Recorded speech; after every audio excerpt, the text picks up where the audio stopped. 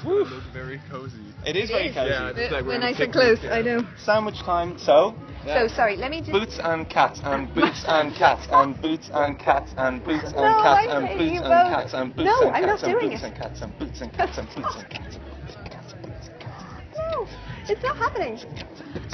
I hate you both, I'm not. Okay, welcome to Wandering into Wellness. Hello. Yes. Boo. I am not a beatboxer. Who are Neither you am I. guys? Yeah. But here is...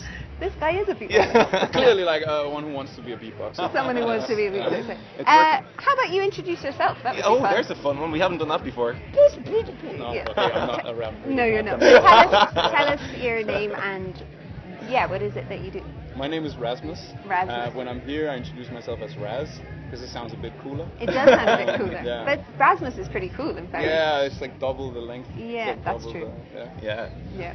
And I'm from Copenhagen, Denmark, and we're at Meadows in the Mountains on a Yes. lovely little meadow Yeah. right next to Up the in healing the area. Rhodope Mountains, Yes. where all the dragons come from. Did you know that, Raz? I heard something about it, but I haven't seen one. I'm yet. not even the Isis first one was to tell telling you. us. You hang Yeah. around Mesa long enough, you'll find out about Yeah. dragons. I think, Yes. probably. Yeah, they'll come by. Yeah. I swear it sounded like there was a dragon yesterday. With the lightning storm. Yes, Oh, with the Did Did lightning. you see the lightning hit I saw the me lightning. too. Oh, I know. I was standing there thinking, should I be in this tent with the big tall pole right above yeah. my head or on not? the top of a mountain. On the top of a mountain. where lightning just struck like what 60 meters from Yeah, us. It or was something? loud, Yeah. wasn't It's a it? crack, like it's a massive crack. Yeah, I was like, Very, very loud. Yeah. So anyway, yes, we survived. we did, and we're here, which means we get to talk to you, which is nice. Yes. So we met because I was teaching a yoga class here earlier in Mesa, and you were kind of impromptu DJing my own music for me. Yes. And Fairly easy job. Yeah, it was. It was like turning the volume up when you weren't talking so much. But good job I with that. enjoyed your selection. Thank Right. you. I made that specially for Meadows. What was the nice one that you ended on Shavasana? It was lovely. Oh, Heard that. Puff Biro from Constant Gardener. Oh, that's it. Cloth Biro. Yeah, Lovely. Puff Biro. Cloth Biro. Very It's my technical. favourite Shavasana music Oh at the my moment. god, it's so Yeah. the chant is lovely. And then I almost thought somebody was playing a different song. In And the the back. bartender was like, no, hang on a minute. Somebody's Yeah. turned over. Oh no, hang on, it's part of the same thing. It's beautiful. Very Yeah, nice. really nice. He likes to use his 4 dimensions of sound. Yeah. And so you were talking to me afterwards about how one of the things that you do is make soundtracks that go with yoga, people who teach yoga and Yes. workshop type things, right? Yeah, so it's like live composition, but in a restricted environment that I made myself specifically for making music, not like for yoga, but just for like sound journeys. Yeah. And it just kind of happened that I started playing music for yoga and body movement, but I play in the Copenhagen Laptop Orchestra with my boys, and we're basically big nerds who all played instruments when we were younger, didn't really vibe with the whole scene and went into computers. Spent a lot of time with computers and computer music. Then we met each other and was like, yo, This makes sense. let's play some jazz, but with computers. Deadly. So we started the orchestra as 7 guys. It was nuts. It didn't sound good, most of it, because we all played every sound possible in the world. Because Sure. with computer music, you can play full spectrum. So you can Yeah. play from the lowest, like rumbling, just it's not even notes. It's just like where in your body does this resonate? Like, is it your chest or your hips or your liver or your scrotum or those that's what you I can like do the way you with say those scrotum. frequencies. Say that again. Scrotum. Gooder. Sounds like home. Yeah, pretty much your scrotum. So I played with those guys for a while. Eventually we started to sound like really good. We also ended up being 4 people. Then I moved to India for work. I teach music technology and work a lot with electronic music. And in India, I didn't have my voice. So I developed my little part of the system into a whole system by itself. And inside of the system is instruments that I've made. I work in Ableton Live, and I work with Max for Live, which is like programming environment. So I've basically made a little orchestra with myself. Amazing. Where it's restricted enough that I can be direct and in the moment, so I can improvise. It's not just freely. every thought and every sound available to you. You have a certain amount of. Yeah, exactly. So it's basically one big research project on limitations. Yeah, good. Because I need to make it so constricted that I can make a decision. Yeah. So it's like a framework where I can make a decision. It's like when you're a drummer and you take away all your cymbals and your kick drum. You just say, I've just got a snare and a hi-hat. Fine. Oh my God, you get creative with that. Yeah. Yeah. So still maintaining enough freedom to be flexible, so I can radically change almost all of the sounds, and I can live resample them. And then I'm mixing it like dub-wise, so I'm very inspired by dub music, reggae music. So where it's when the mixing guy or girl is taking parts in and out while using effects like delay. And you can bring it back and delay. And then suddenly that becomes like an energetic thing that you can work with. Yeah. And so do you use them then? Is it like in sound healing baths, or when you say spaces, or like is it that sort of thing? Yeah. Or where do you mostly? So I was invited to play a gig in New Delhi for a music festival. Like, can you play like an hour of live music? I'm like, I never did that before on my own. It's like, okay, where's my orchestra? Yeah, guys, like, come to India. And like, we're not coming to India, bro. You're on your own. So I started developing it, and I played the set, and parts of it sounded really good. But I also really got to learn like how long an hour can be. Long. Scary 60 thing. minutes. It's a big void. But it worked, and I kept developing on the system. I got more bookings, and then I was playing a festival in Copenhagen on a boat called Havila. It's like an old Swedish working boat or something. Nice. Which is now a living space and artist space. Cool. There was a yoga session there, and they asked if I wanted to play the music for it. I thought, I'm kind of tripping mentally on the music that I'm making with the system. I think it'll work with the body too. So I've been doing a lot of kickboxing, and it's kind of like the same state I go to with the music and kickboxing. I was like, it's a flow thing. There's something here that's quite well matched. And I did the session, and it worked really well. And then I started working with a musician, a singer, a friend of mine called Sipa, who is a lovely singer, and she's a yoga instructor. So I said, like, hey, you sing, and we play at that time I was running electronics for a friend of ours, so we were both playing in the band, right? Yeah. Like, can we try? Like, let's try it. And we tried it, and it was really good. Deadly. And do you, when you're doing that, when you're trying to choose what to play, are you making those choices based on the energy that you're feeling, or based on the actual physical movements that you're seeing, or both? Both, yeah. So I kind of see it as a soundtrack. So I'm following whoever's teaching the class, and they kind of decide like what energy level are we on here, what mood or state would be right here. And me, I'm a DJ. You know, I come from DJing. I went into production. So DJing, it's all the same thing. It's about finding the vibe, which is the one that is most common. It kind of reflects the room and feeds into the room or whatever. Yeah. So I mean, I'm gonna play an upbeat tune which is happy if I want to take you guys to that place. And if you're with me and you come along, woof, there's like massive synergy effect, right? But if I afterwards drop like a dark dubstep tune, everyone's like super happy, then you're probably not gonna surrender that fast. People. It's like, what happened? Yeah. But at the right time, that track would be like the absolute thing that would release for all the people who were there. So it's very much about feeling that thing. And then here, with enough flexibility and enough constraints, I can be like fast enough to try to get into those energies. It's such an interesting thing, because when I'm looking at I don't know what the right word is, but when I'm looking at my classes, when I'm thinking about how am I making the flow of my class when it's going up, when it's going down, what am I doing with the energy, it's exactly that thing. And I can imagine how it would be a really beautiful thing if you had the two people, the teacher and the music player, in sync with each other and riding that through it. It would be powerful. Yes. Because you really see when you choose. I always teach yoga to music. Some people don't make that choice, but I always like to. And if you get the music right, you really feel that people, like today we were moving in with the music, and you could feel that people were then moving their body in a way that they might not have otherwise moved, but the music facilitated the feeling of that movement in a way that I couldn't explain. Exactly. Yeah. And that automatically like throws another perspective at you, or at least increases the chance you'll be like, okay, I feel that. Yeah, when you're caught in these loops. Yes. And do you use the music in some ways, just music on its own as a healing thing, or do you find that there is a link between music and healing in the work that you do, where there isn't yoga involved in it, it's just you doing music? Just like a sound journey? Yeah. We actually tried something like this just recently. So I organized jungle and drum and bass parties in Copenhagen, outer ends, represent. And we had to schedule something for the first hour, and my friend came up with the name Dark Spectral Sub-Initiation.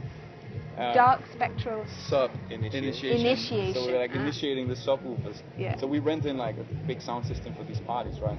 And I had my live set. He said, no wait, he gave me the name. He's like, Raz, we should like play together and do some drone music or something like that. He's like, yeah, cool. Like, I like the name. Yeah, me too. What does it mean? I don't know. Like, whatever you feel it means. And so we both like he brought his synthesizer from Russia called Lyra, which is they call it an organismic synthesizer. Okay. It has 8 oscillators, and you short circuit them with your fingers. So you need like skin conductance in order to play it. It's a beast. So he like played a on Femerone or those type things. theremin. Yeah, except like you need to touch it to short circuit it. Okay. Yeah. Wow, that's cool. Yeah, and we played this thing, and it was super intense. Oh my god! And we played on like a massive sound system. So that was like full on sound journey. It was kind of like a concert, but most people were just sitting like this. It got really intense. Amazing. Yeah, and it was the same set, so it can become like really gritty and noisy. And Yeah. And where do you see your musical journey going? You've had like an interesting kind of route so far. Is there a particular path at the moment? Are you just kind of like riding the wave? Are you just doing a specific thing at the moment, or you have like a little plan? Kind of riding the wave. Yeah. Did it answer your question? You did? Oh, yeah, okay, cool. absolutely. Yeah. So I really want to do more of the sound journeys. It's just a bit. I know it's not different from a DJ set, but it's just a different setting, which is just as intimate. It's just intimate in a different way. Yeah. And I'm not like reluctant to do it. I just haven't done it yet. Not part of that scene. Like you're more part of the music scene as opposed to that scene. Is that what? Yeah. It's like I often reflect on myself as a party DJ. Right? But I also make like long-haired hippie music for yoga sessions, and it's just kind of like, whoa, I love this universe, but I'm also just like, woo, where am I? Figuring it out. How can you mix the two? Yeah, exactly. And in a sound journey isn't actually a term that I've heard before. Is it that do they just come and sit and meditate, and they're just listening to the music, or are they dancing, or are they anything? Well, I've played in some churches for like cultural events in churches, and it's hard for me to say. I can't really say that it's either dancing or meditation, because it's the same, but it's different expression, right? Yeah. I see it as a bit of like let's call it passive meditation. Okay. With no negative connotations. Yeah. As opposed to active meditation. Yeah. That is like if you cycle or you longboard or you kickbox or whatever puts you like at the moment into the now, like real. Because otherwise, if you're not into the now, you're gonna hurt yourself or someone else. Yeah. And then passive is more, again, no negative connotation, but it's more of like this, or when for example, if you sit and listen at a concert and someone else is doing it, you're receiving more than you're expressing. Yeah. Maybe that's a better way. Yeah. I don't know, because it's all sharing. Because I wouldn't play the same music if people weren't sitting there and vibing with it. So, but you don't need to. Like, they could just as well be lying down. But there's much more like control and autonomy from your point of view, though, because people go to a nightclub, they know they're going to dance. People go to a church, they know they're going to sit down and have an organ played to them. Yeah. With your thing, it sounds like people come along. Like, do you put seats there? Do you not put seats? Sometimes they're fat boys, sometimes they're not. Sometimes it's all different. Sometimes they're visual, sometimes they're candlelight. Okay. Always bring like a little cloth and a incense stick. It's kind of nice. Yeah. Well, that sets a certain mood. That's why people go, okay, I know what I'm I know what it is. Yeah. But it's asking a lot from your listener, and I like that. And I love when people they dare to put themselves in a situation where they don't get 4 to 4 all night long. I played nightclubs, and it's fun, like it's a good rinse, but people come with expectations, and they also easily get caught in that loop because there are expectations, right? So it's a place it's kind of like a safe space in that sense, because you come and you know what you get. It takes less daring or whatever, we don't need to go there. Yeah. But when you invite people along to the Copenhagen Laptop Orchestra concert, for example, no one knows what to expect. It's improvised electronic music. It's like, it's so hard to explain. It's like, you need to come listen, because sometimes it's ambient, sometimes it's drone, sometimes it's hip hop, sometimes it's dub, sometimes it's trance. And you gotta be like set up. And did you have a hardcore followers who were like along for the ride no matter what you played? And did you have a lot of people come like, they'd heard like you're gonna there's this great like dubstep laptop orchestra, and you come along and you play whatever, I don't know, anything else. we've had quite a few who come like in Copenhagen, Yeah. which I'm quite amazed about. It's like, oh cool, like people like came along for this. That's good. And then we've also played like quite big shows around where people from the network have seen it and they've like vibed with the idea, they vibe with the concept, and they vibe with the music, which I feel is quite strong when you're doing something a little bit out of the ordinary. Yeah. But it also has I'm not talking about modern art in the sense now I get what the triangle means because I read the description. Like the music it has to be like at a certain level before it becomes really good. I think when you're like pushing the boundaries of tech. Otherwise it's more of a gimmick. Absolutely. But it's authentic. Demos and all that. Yeah. And I feel that we've come more towards that, and that's helped me a lot in my own because I've learned so much from improvising with my buddies. So when I made like my computer buddies in my little system, I've divided it in a little in a similar kind of way, and the system is talking in a similar kind of way, controlling harmony and those things. It's such it's an interesting thing as well, isn't it? Because I think one of the things that we do with the podcast is always shoot them outside, and really one of the reasons for that is to try and take people out of their safe space where everything's controlled and their thoughts may be more rigid. And it's a similar thing, isn't it? It's taking people out of habitual routine and just allowing them to be in a space where they don't know what's happening, but then to maybe just respond in that moment to what's happening and allow that to be a listening response rather than a preconceived notion. That's exactly what I meant about when we get caught up in these loops. If we experience something that's just like just like shoots us a little bit up, you look at that loop and you're like, oh cool, I'm gonna go back in, or like, hang on, I think I'm gonna go here, because like either can be great. That's cool. Facilitator for change. That's nice. I mean, I love the same thing when people come up to me and I don't know what they're gonna do. You know, unless I'm not expecting a slap, right? But when someone comes up to me like really takes the piss out of me because I was expecting you to come up and say hi, how you doing, what's your name, where you from, like wanna dance, whatever. It's like if someone comes up and asks something like totally crazy. It's like, when did you last paint your toenails blue? It's like, I don't know, like maybe you have some paint? It's just like it takes you out of that loop. So, I think it's nice. It's really nice, and I think it's a nice it's nice to have that synergy, especially in the yoga world. You know, there is a certain amount of expectation, and you go to an Iyengar class, you get Iyengar, you go to Ashtanga, you know you're getting Ashtanga. And I think that this is a nice way that you can combine that improvisation, that energy work at the same time as the body work, and allowing people to facilitate listening in that moment, but also getting into their body in a way that's really embodied. And if the two come together, I can see that would be such an exciting way to move forward. Do you have a yoga practice yourself? Do you practice? No, I mostly play the music, and afterwards I feel like, oh my god, I want to do it. I was kind of thinking, because you're getting a bit of that. You jumped in a bit.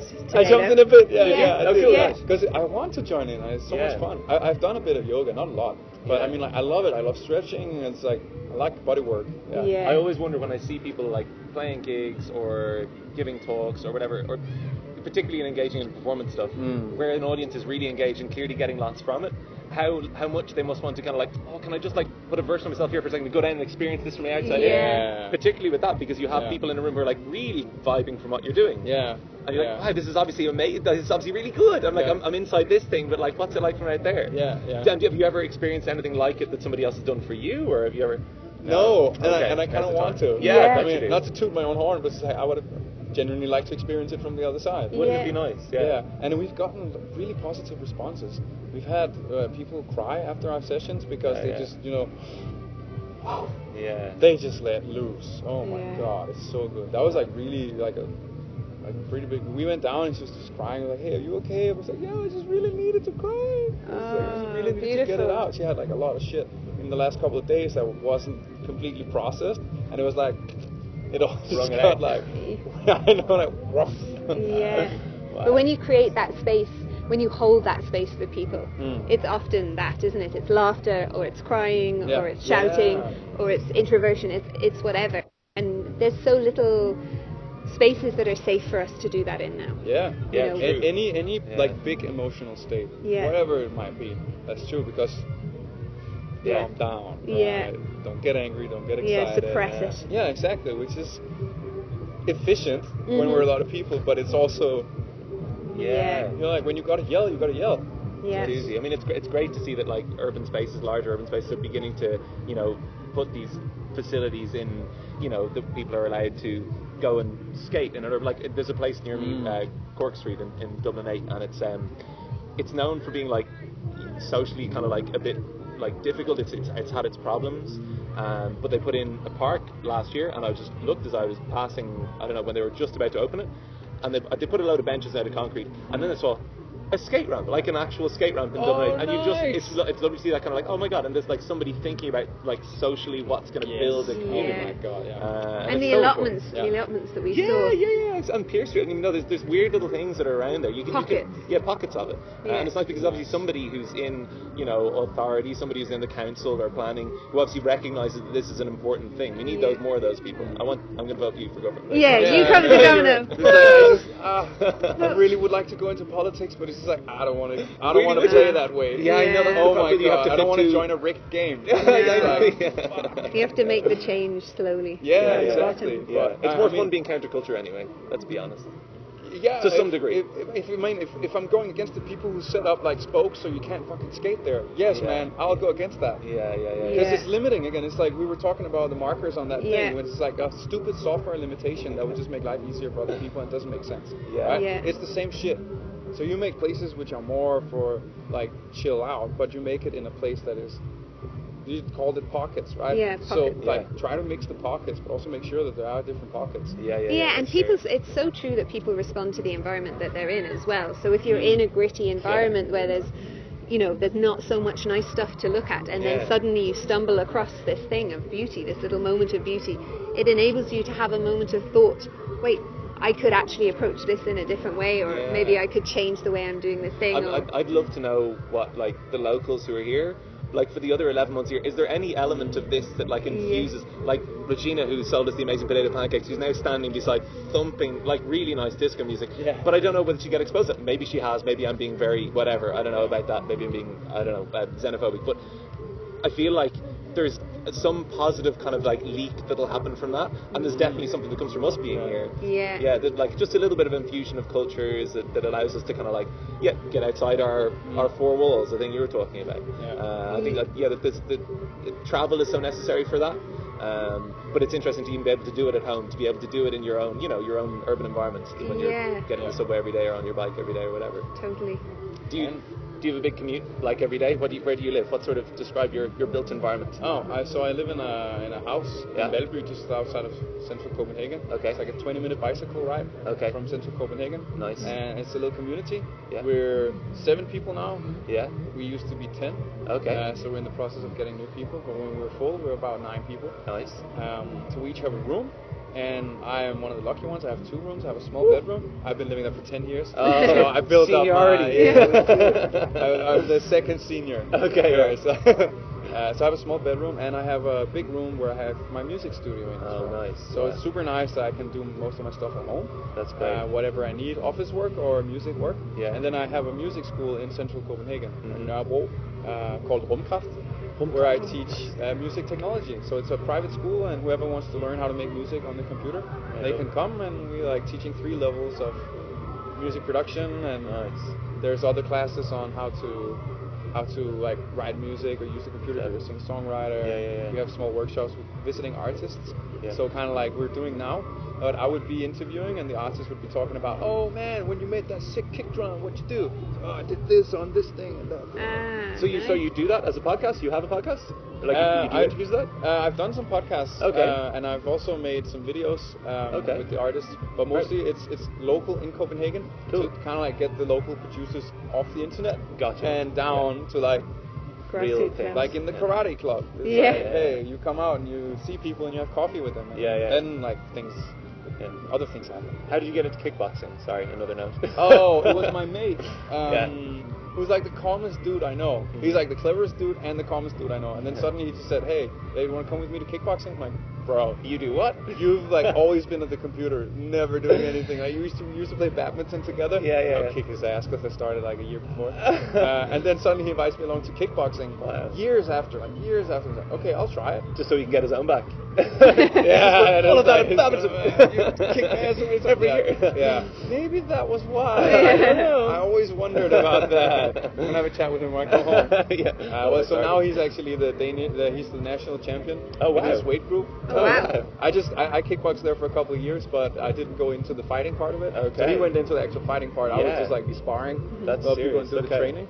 So he's amateur, but he's the number one in Denmark. Is that what you said? Yeah, in his Wow. in his weight group. Jeepers. Yeah. Wow, that's huge. Yeah, he's serious. And so MMA is getting big in Denmark as well, right? Yeah, Well, it is. Sweden, I know you have one huge guy, Alexander Gustafsson, is like Yeah. representing that entire, group of countries. You're into MMA? Yeah, quite. Oh, cool. Yeah. I feel like this is going to start being a running theme in our podcast. We're going to You connect. know, you said Oh. kickboxing out of curiosity. No, but He you got know, his cue. He did. He was like, I'm getting in there. You know how some podcasts, people are always asking us, why don't you start doing something? At lots of podcasts, at the end of the podcast, they say like, "What did you have for breakfast today?" And they ask it on every podcast. Or Oh, they right. say Oh, like, this is the you know, thing. I don't know, what's your favorite part of your body? Or they have What are like the a three things thing. you tell yourself as a 20-year-old if you Yeah, Okay, absolutely. And yeah. we've always been a little bit resistant, always, like in the huge long history of our 15. podcasting. But we've always been a bit resistant to doing one of those things where we just say the same thing every time. But maybe talking about MMA What is going got to you be the into new. MMA? I'm not sure if it would have gone down with what's her name? Diana. Yeah, we could try. Yeah. Get her back. Yo, die. Diana, what do you think of yeah. MMA? Yeah. What? I doubt you. No. Oh, that's awful. Maybe she hasn't heard of it. We'll ask I her wonder. when we I'm see definitely her. going to ask her now. Yeah. So do you know Nicholas Sharpshooter Delby? Yeah, Nicholas Dalby, of course. Wow. Yeah, former. So he's the Strikeforce champion. Former. Did he just? Did he lose? I think he lost. Yeah, Just recently. Yeah. I saw that. Yeah. Yeah. Okay. Do you know Nicholas Dalby? Yeah, man. No way. Yeah. Tell him I said hello. I know not that he doesn't know who I am, but that's great. I will I'm a tell fan. him hello. And he's a great commentator as well now, man. His Oh, yeah? commentating's really good. Oh, okay. Because I listen to him on Strikeforce in the commentaries. Yeah, nice. He's a good guy. Yeah, Great. I'll turn him onto the podcast. Okay. Like they always talk about they always talk They about always it talk anyways. about- Like, they try to have it about healing, and that's what it's all about. They pretend it's about healing, but really. well cooped. Yeah. Graciously, like cooped. Nice. So if people are interested in the stuff that you're doing and maybe coming to learn from you and coming to one of your experiences, how can they find out about you? Do you have an internet presence or do you have a website? Or Yeah, I do, and it's rassta.dk. Okay. rassta.dk. Yeah, I was fast, but I wasn't the fastest. So Oh. it's Rasta with two S's. Okay. RASSTA. Okay. .dk Okay. for Denmark. Nice. So we didn't Brilliant. get into your spirituality at all. Damn. And it seems Oh. like there's a whole possible there, is there? Yeah. Rastafarianism as a Rastafari. Rastafari. Yeah. Okay, Yeah. good stuff. Well, Kjaerbo it's Selassie not particular- Rastafari? Traditional? No, not like Nyabingi Okay, style, but I okay. mean I'm very inspired by all kinds of religions. Yeah, you know, yeah. to me they all go to the same core. Like the packaging is just Yes, different. yes. And some of them have put like a lot of extra packaging. A lot. on. Yeah. And once you start seeing that it's packaging and Yeah. you get closer to what they all talk about, Yeah. I feel it doesn't really matter. Yeah. Bang on. Cool. Cool. Like peace, love, and harmony. That's Exactly, that's it. On that God note, bless. On that lovely note, in this beautiful field in the festival, we Yeah. will say goodbye. thank you so much for watching, Ta-da. guys. Aw, flower. If you like this, Nice. please like and subscribe. Yes. Make sure you post Thank your you comments. so much. And coming yeah, on. thanks, Raz. Cheers, man. That was great. That was enjoyable. Yeah, thanks, Bye. guys. Thank you.